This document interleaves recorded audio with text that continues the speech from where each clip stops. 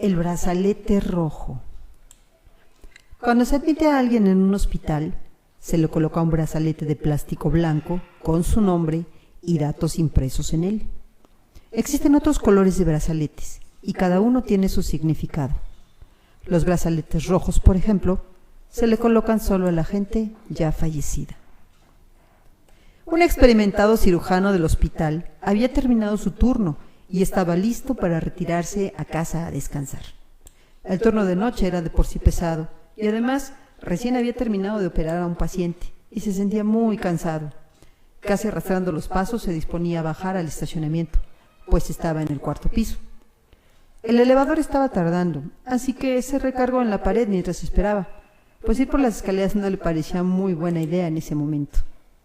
Al finalizar su espera, se metió al elevador con rapidez y con enorme gusto se recargó de nuevo en la pared, después de darle las buenas noches a una joven que venía ya en la cabina. Estando los dos solos, él continuó la plática de forma casual a la señorita mientras el elevador bajaba. De pronto, el elevador se detuvo en un piso. Las puertas se abrieron y una mujer quiso subir con ellos. Pero el doctor rápidamente presionó el botón para cerrar las puertas y así evitar cualquier otro de los botones que los llevaba a no ser hacia el último piso. La chica que lo acompañaba se sorprendió mucho y no perdió el tiempo para expresar su desacuerdo, diciendo que eso había sido bastante grosero, y con una mueca de desaprobación le preguntó: «Oiga, ¿por qué cerró la puerta a aquella mujer?». El médico, con la cara muy pálida y las manos temblorosas, contestó: «Es la mujer que acabo de operar. Por desgracia murió en la sala de operaciones. ¿Acaso no vio usted el brazalete rojo que llevaba puesto?». La joven le sonrió mientras alzaba la mano diciendo: «¿Uno igual a este?». Increíble, pero cierto. ¿Saben? Dentro de estas historias de terror que hoy tenemos, quiero darle la bienvenida a todos ustedes que nos hacen favor de presentar este programa y compartirlo también y ayudarnos a que este programa crezca. ¿Sabe? En ocasiones creemos que estamos solos y sentimos una mirada aterradora que nos está viendo. Es cuando nos damos cuenta que no estamos solos. Esto y otras historias más vamos a estar contemplando el día de hoy, y para eso quiero darle nuestra bienvenida a la panelista de hoy, que es Liz Denicia, que se encuentra ya con nosotros, contándonos estas historias macabras sobre humanos. Liz, muy buenas tardes. Hola, ¿qué tal? Buenas tardes. Buenas tardes a todo nuestro público que nos hace el favor de estarnos escuchando por aquí, y seguramente nos hará el favor también de darle like a nuestra página y compartir este programa que está hecho con mucho cariño para todos ustedes, Tras las Sombras.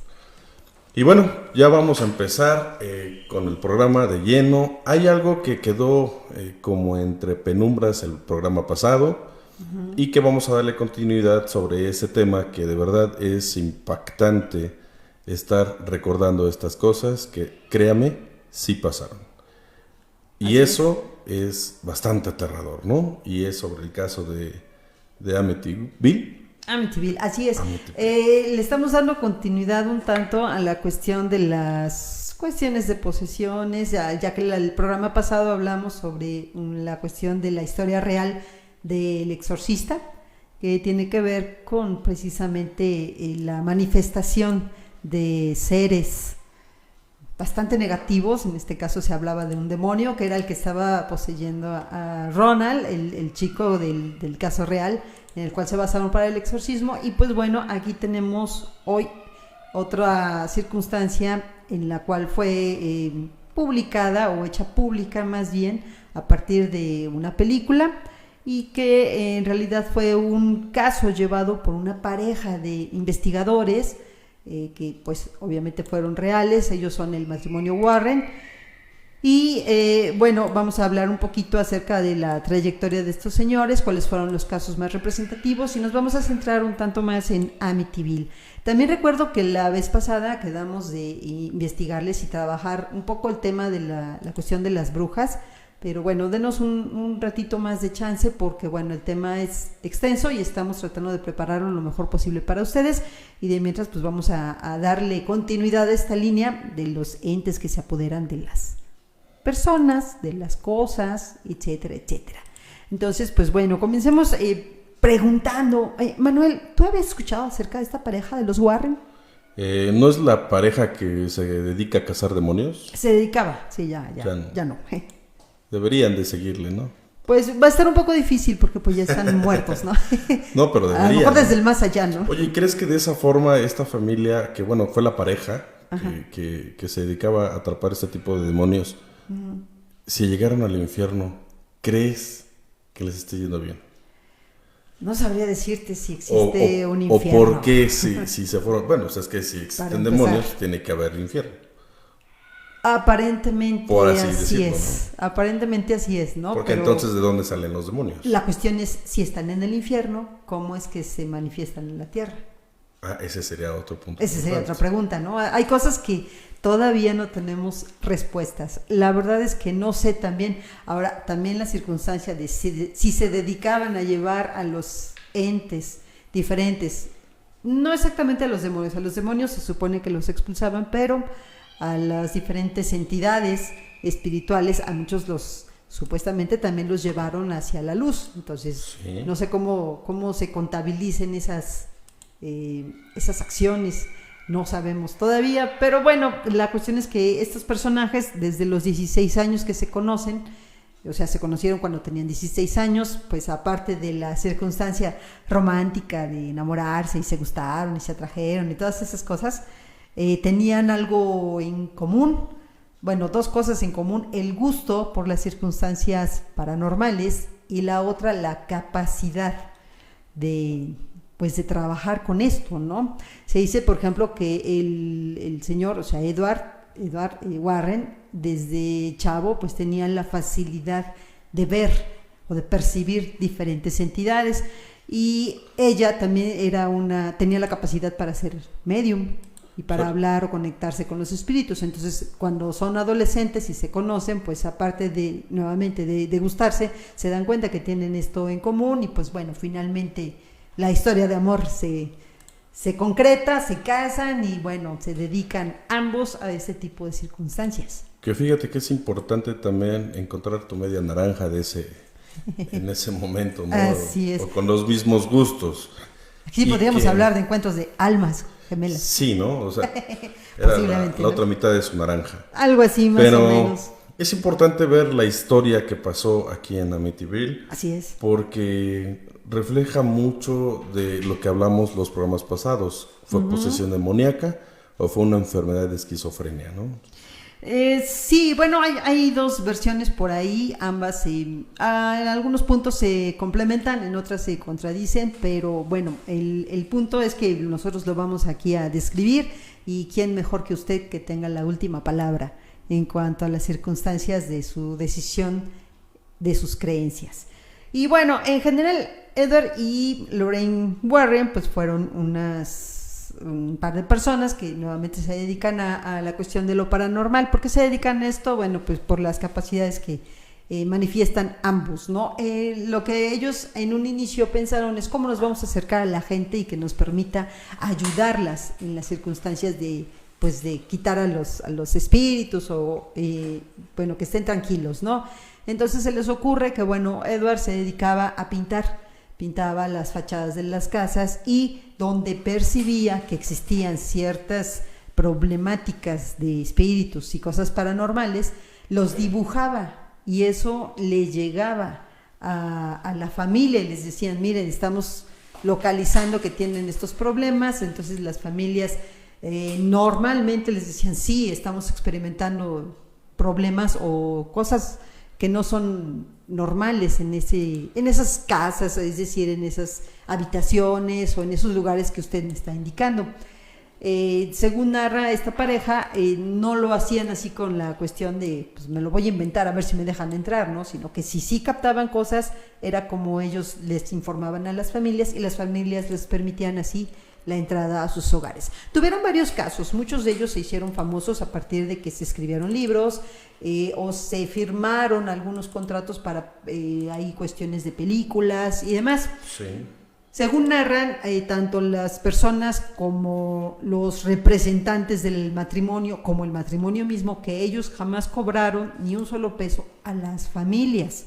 Okay. En algún momento dado sí llegaron a hacerse de dinero, pero por las regalías de libros o de películas que se hicieron, y pues ya les daban a ellos la parte que les correspondía.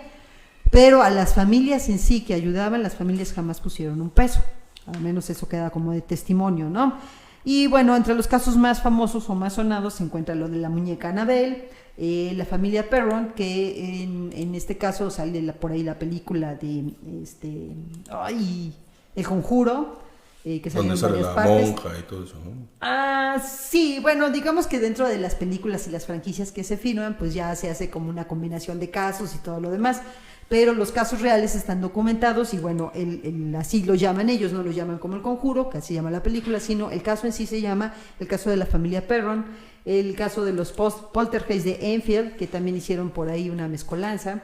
En cuanto a las películas, está el asesinato del demonio, la aparición de Connecticut, que se conoce más como el caso del sótano, la familia Small, hay un caso ahí de licantropía del hombre lobo, que este caso fue muy sonado, pero se terminó digamos asociando más a un caso de enfermedad mental, el de Cementerio Union, el exorcismo en Connecticut y obviamente su última obra y la que dejan para la posteridad, que es el Museo del Ocultismo, que también se encuentra ya en Connecticut, ¿no? Y pues bueno, actualmente, bueno, no actualmente, sino ahorita en este programa nos centraremos un poquito más en lo que se conoce como el terror de Amityville o el caso de Amityville, que bueno, aquí no sé si hayan visto la película y de cómo ocurrió este caso, pero bueno, tenemos aquí nosotros el caso real, independientemente de lo que se pudo haber escrito en el libro o lo que se pudo haber filmado en la película.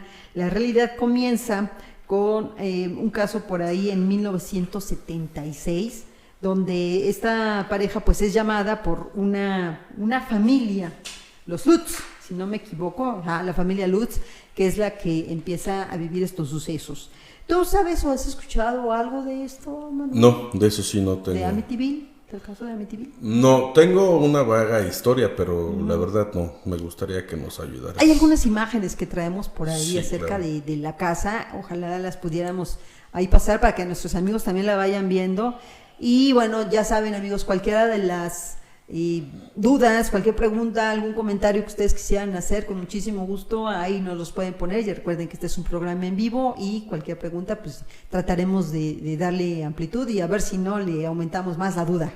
Pero bueno, aquí el caso nuevamente, volvemos a la cuestión de Amityville. Bueno, resulta que esta casa está, podríamos decir así, llena de sucesos que no se explican. Todo comienza en cuanto a una masacre. Resulta que ahí vivía una familia normal y todo el rollo. Bueno, el caso es que uno de los miembros de la familia, un muchacho, él tiene 25 años, si no me equivoco, cuando sucede la cuestión de una masacre. Él se llamaba, no se sigue llamando porque todavía está vivo, Ronald Defoe. La familia Defoe, bueno, ellos viven ahí en esa casa y a los 23 años el hijo mayor, llamado Ronald, igualmente Ronald Jr., bueno, asesina a toda su familia.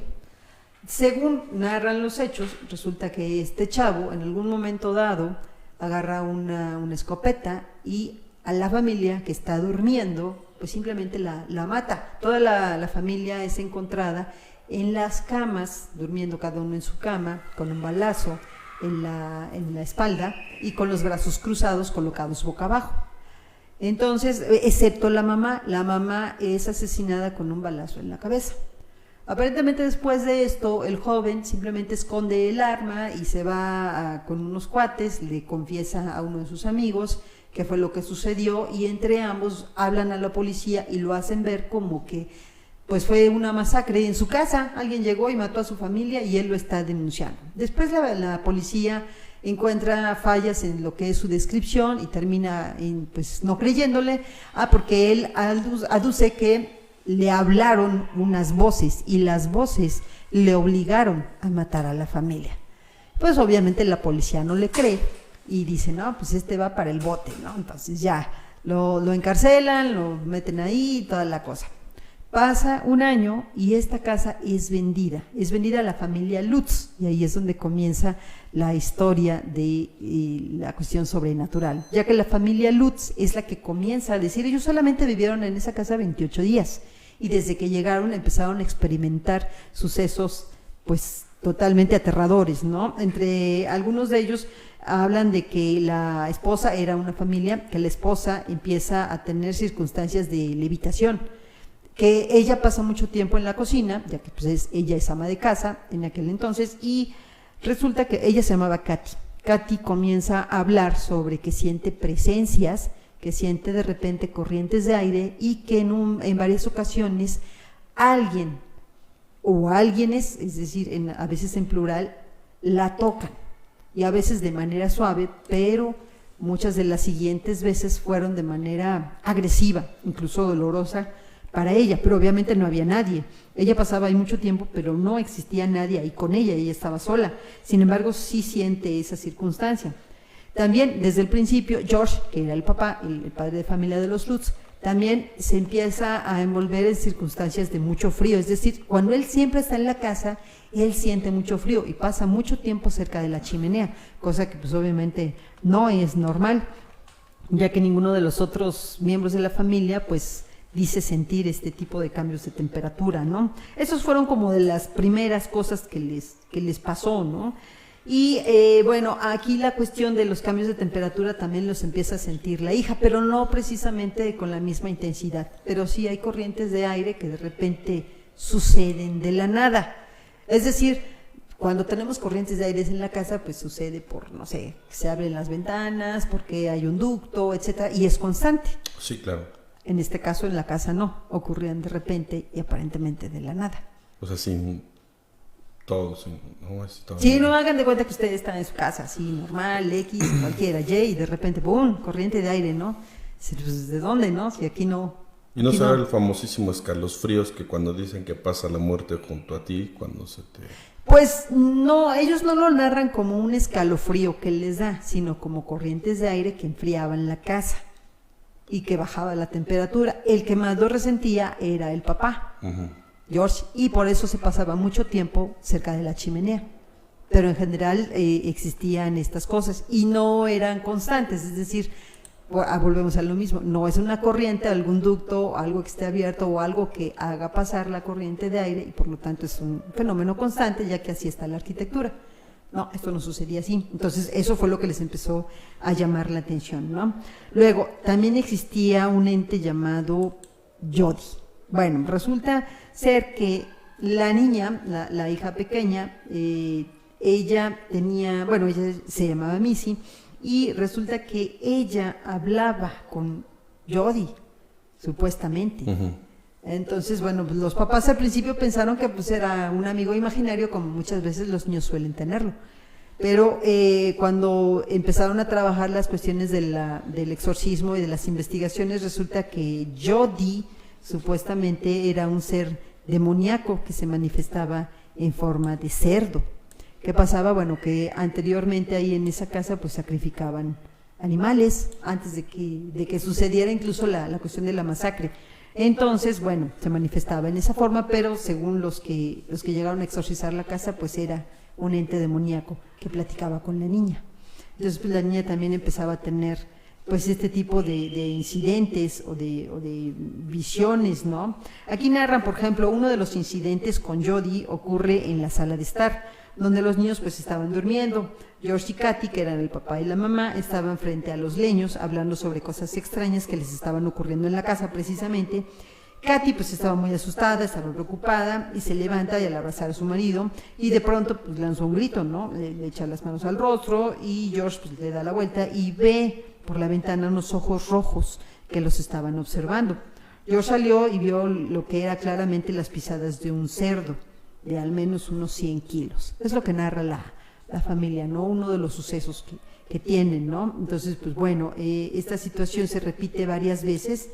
Y también hubo un incidente llamado de la habitación roja, donde, bueno, esta habitación que descubren Katy y George un día en el sótano que estaban en la casa, ¿no? Estaban colocando, ya saben, las cosas que uno hace cuando llega a una casa nueva, ¿no? Acomodas todas tus cosas, desempacas. Que por lo general te tardas un año, ¿no?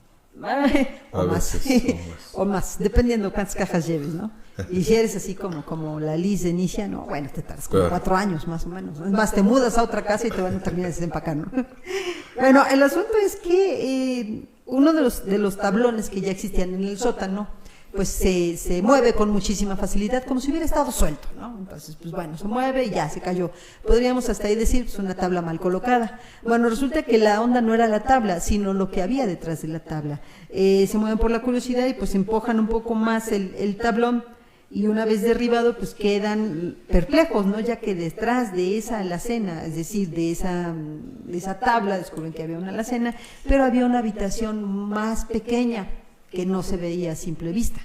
Y bueno, ya entran y todo, y es una habitación pintada de rojo, totalmente que pues no le dan así como que, pues como por qué habría una pequeña habitación ahí, ¿no? Que narran que era más o menos de 1.20 por 1.50, es una habitación pequeña. Sí, claro. Y toda está pintada de rojo, incluido el suelo y el techo, ¿no? Y pues bueno, dentro de esta habitación hallan un pozo mal sellado que desprendía un olor fétido.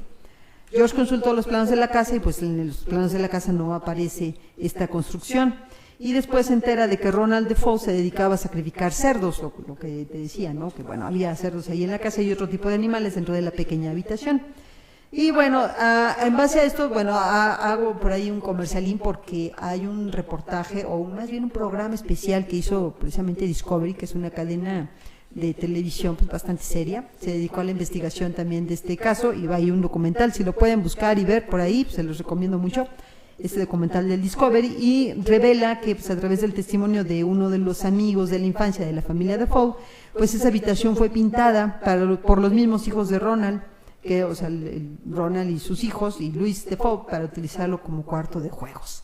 Entonces, pues independientemente de que en algún momento estaban sacrificando animales ahí, también llegaron a utilizarlo como cuarto de juegos, ¿no? Entonces es algo, y además después lo taparon. Entonces se queda ahí como que, bueno, pues ¿por qué no?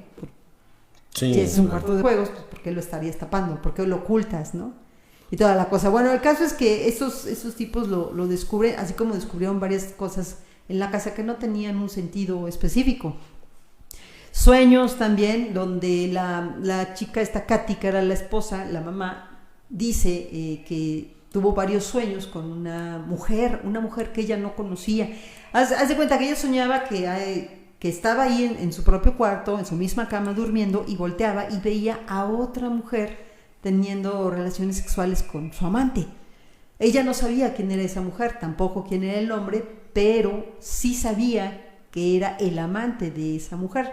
Así soñaba ella. Después, investigaciones después demuestran que la señora Defoe tenía un amante secreto, y le muestran la imagen de la señora, y esta chica Katy dice, sí, esta es la mujer con la que yo sueño. Entonces, pues bueno, esa es otra de las cosas que les estuvo pasando. Otra de las cosas, desaparecían diferentes artículos en la casa, el asunto de que una vez también, Jimmy era como que un amigo de la familia que se casó y todo. De hecho era el hermano, perdón, no era un amigo, esa fue otra circunstancia. Jimmy era el hermano mayor de Katy, de la esposa señora Lutz. Y bueno, este chico se iba a casar, bueno, se casó con pues su novia, ¿no? Su prometida. En un principio, cuando fueron a ver lo del anuncio, a decirles que se iba a casar, la invitación, toda la cosa, pues ellos tenían por ahí un sobre con el cual se iban a ir de luna de miel, el cual ese sobre desapareció en la casa y nunca más se volvió a saber de él, nunca. Pero también en algún momento, ya después de casado, regresa a visitar nuevamente a su hermana, ya con su esposa, ya casado, y resulta que la esposa ve a un niño, pues la despierta a un niño, ya que está durmiendo, la despierta ese niño que le está tocando los pies. Ella se despierta, lo ve y aterrada, pues le dice a su marido, no, sabes que vámonos de aquí, yo no quiero regresar a esta casa nunca, ¿no? Ese niño no se volvió a ver, pero la recién esposa del hermano de Katy narra haber visto a ese niño, ¿no? Niño. Y bueno, otra de las cosas, ¿qué más tenemos? Ay, pues que muchas cosas, ¿no? Estamos como narrando o tratando de comentarles cuáles fueron los episodios más aterradores, relevantes, ¿no? Mira, acá hay una pregunta, Lopita, como cada Hola, programa. Lupita, ¿qué tal? Está preguntando, ¿qué pasó con el asesino, el que asesinó a la familia? ¿Murió en prisión? ¿Aún vive? ¿Qué pasó con él? ¿Siguió? Vive, sigue en prisión. ¿Sigue cuerdo o ya está loco? No, se supone que lo examinaron los psiquiatras y lo encontraron totalmente cuerdo. Entonces, aparte de que la versión, pues de primera instancia uno dice, no, pues como te lo van a decir unas voces, simplemente los mataste. A ver qué onda. Luego lo examinaron los psiquiatras para ver si sufría de esquizofrenia o algo así, y los doctores dijeron que estaba bien. Entonces la policía simplemente determinó, pues eres un asesino, eres culpable y a la cárcel. Y hasta la fecha, hasta donde yo tengo noticia, el tipo sigue en la cárcel, todavía vive. Ahora, se han hecho investigaciones dentro de esta casa y hay una imagen que estoy poniendo en este instante donde se ve el fantasma de un niño asomándose por el barandal. Así es. Sí, es una de las fotografías que sacaron precisamente estos investigadores, Edward y Lorraine.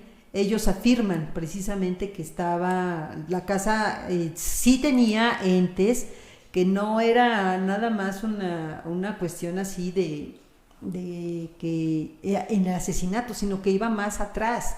Aparentemente dentro de esta construcción, al principio, hacía muchísimas generaciones, había un tipo, no recuerdo ahorita el nombre, pero este personaje practicaba la magia negra.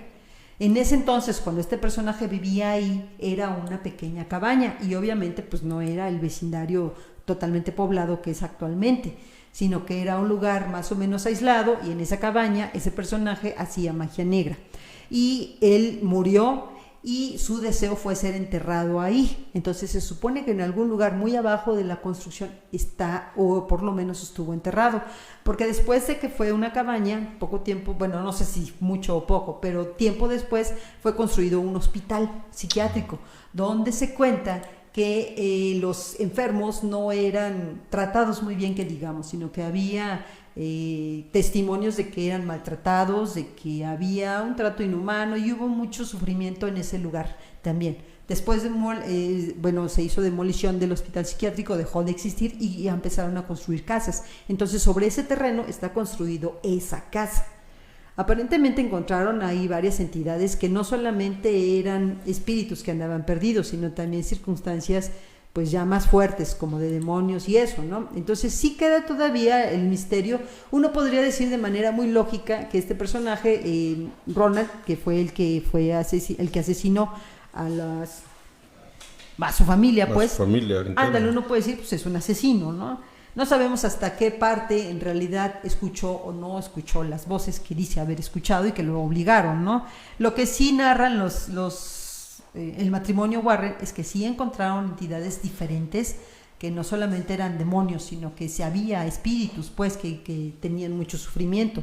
Cuando se toman varias fotografías de la casa para documentar el caso, una de las fotografías es esa que se vio, o no sé si se está viendo ahorita sí, en pantalla, donde aparece el rostro de un niño, y que varias de los investigadores diferentes, ha habido muchos que se han metido en el caso afirman que tiene rasgos muy parecidos con el hijo menor de la familia que se asesinó, la familia Defoe. Había un niño pequeño, me parece de 9, 10 años, y que es muy, muy similar al rostro de esta imagen fantasmal que se observa ahí. Hay otra entrevista que se hace con los Warren y ya cuando esta mujer, Warren, Lorraine, es ya mayor, ella narra acerca de cómo es que este caso en específico de la casa de Amityville les cambió mucho la vida y que fueron muy afectados por ella, tanto ella como su esposo, y que no quisieron volver después a saber absolutamente nada de este caso. Es decir, que sí tuvieron impresiones muy fuertes de manera pues energética, y que sí hubo muchos trabajos que tuvieron que hacer ahí y que no querían volver a saber nada de eso, que quedaron muy afectados. Hubo cuestiones de sustancias gelatinosas que aparecían, cuestiones de movimientos, lo que llamamos los poltergeist, movimientos dentro de la casa de diferentes objetos, les repito, los sueños, las desapariciones de cosas, el asunto también de un padre por ahí que fue y que hizo exorcismo de la casa, estuvo trabajando ahí, después se fue y ya también no quiso volver a regresar a ese lugar, etcétera, etcétera. Muchas de las cosas que se narran que sucedieron ahí, también después hubo otro estudio que hicieron, donde supuestamente demostraban que todo esto había sido solamente colusión de los Lutz con el personaje que estaba encerrado en la cárcel para tratar de demostrar que sí había cosas demoníacas ahí y que lo pudo haber obligado a él a matar a su familia. Parece que hubo algunos testimonios donde dijeron que era un contrato y toda la cosa. Entonces es como muchas de las cosas que decimos, ¿no? Aduciendo a circunstancias lógicas, a veces no checan con las cosas que están pasando, pero también hay muchas cosas que no se pueden demostrar. Es decir, se supone que si tú escuchas voces en tu cabeza que te ordenan hacer algo, pues tienes por ahí una enfermedad mental, ¿no? Pero los psiquiatras no encontraron nada en el personaje que está encerrado. Bueno, sí, en teoría sí hay un pequeño desorden mental y ahí es donde entra la esquizofrenia, por ejemplo. Exactamente. ¿No? Más porque la forma que te dicen, ¿no? Que tienes que asesinar a a tu familia, ¿no? Familia que es con la que has crecido, vivido y eso. Aunque se supone que ese es un episodio más psicótico que esquizofrénico, pero aún así se detecta y es algo que no se te quita. Sí, y en el caso de esta persona no tenía nada, estaba totalmente sano. Exactamente. Ahora, y luego decían también que tenía algunos nexos con la mafia y que la mafia son los que le habían ayudado y toda la cosa. Sin embargo, el punto también que habría que tomar en cuenta es que estas entidades, cuando se alojan en una casa o cuando quedan ahí, también pueden ser sacadas. Entonces, si el trabajo que hicieron los Warren, el trabajo que hizo el sacerdote, funcionó, entonces es obvio que después las siguientes familias, porque ese es otro argumento, ¿no? Que las siguientes familias que rentaron la casa ya no tuvieron episodios paranormales. Problemas. Entonces eran las personas las que jalaban y no tanto el lugar. Puede ser. Que es importante también estar pendiente de eso, porque hoy en la actualidad, a pesar de todo el avance tecnológico que tenemos, todavía se sigue presentando este tipo de situaciones fantasmales. Sí. Y de verdad, si en algún momento usted escucha música o algo, revise su celular, luego de repente se pone play sin querer y estamos alucinando. Pero por si las dudas, tengan cuidado, por favor. Si necesita algo, escucha voces de la nada y cree que le están diciendo que haga algo que no tiene que ser, vaya a un médico antes de que sea demasiado tarde. Sí, uno nunca sabe. Entonces, pues bueno, ahí está la circunstancia de uno de los casos más sonados, el horror de Amityville. La casa existe, incluso fue redecorada, está ya transformada en otra construcción. La casa existe, el caso existió, está documentado y bueno, independientemente de que usted vea o no la película, le recomiendo que investigue o le entre un poquito más por otro tipo de información que de alguna manera nos va a dejar pensando. Y nuevamente les repito, la última palabra la tiene usted. Y sin más por decirle, bueno, sí hay algo importante que decirle y me gustaría que pusiera mucha atención. Comparta el video y suscríbase a los canales. Es importante porque aquí vamos a desarrollar de estas historias muchísimas más. Tras las sombras, con Liz Denicia y Manuel Muñoz. Bye. Bye bye.